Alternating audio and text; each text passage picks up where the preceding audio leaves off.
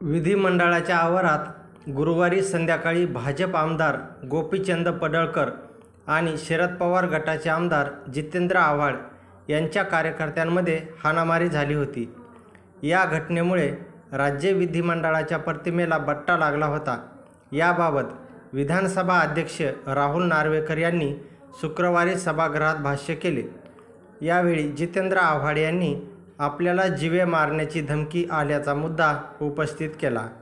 मात्र विधानसभा अध्यक्षांनी मांडलेल्या प्रस्तावाचा आणि आव्हाडांच्या धमकीच्या मुद्द्याचा एकमेकांशी संबंध नाही, असा आक्षेप मुख्यमंत्री देवेंद्र फडणवीस यांनी नोंदवला।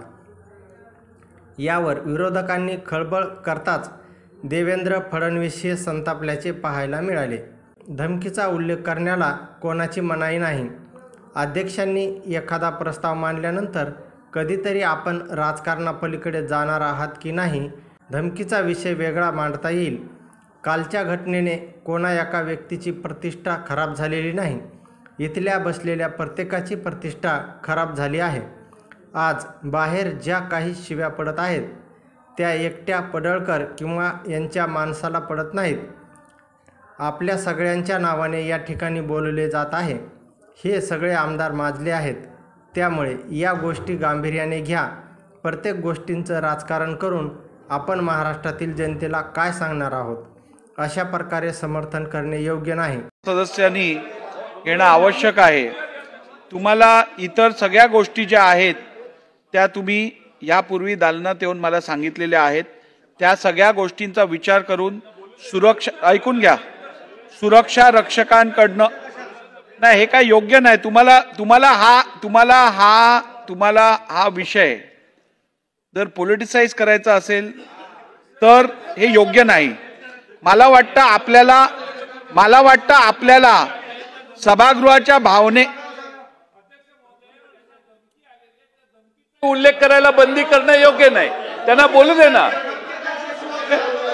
अध्यक्ष महोदय, धमकीचा उल्लेख करण्याला कोणाची मना नाही।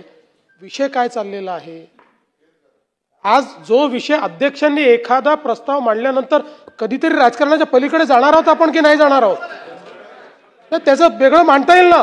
पण एक विषय जर अध्यक्षांनी मांडला, एक निर्देश अध्यक्षांनी दिला आहे, असं नाही होत।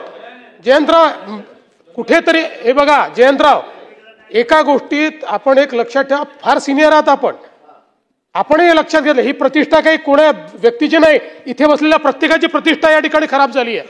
आज ह्या ज्या शिव्या बाहेर पडतायत त्या काही एकट्या पडळकरला किंवा यांच्या माणसाला नाही पडत आहेत, आपल्या सगळ्यांच्या नावाने या ठिकाणी बोललं जातं की हे सगळे आमदार माजले म्हणून।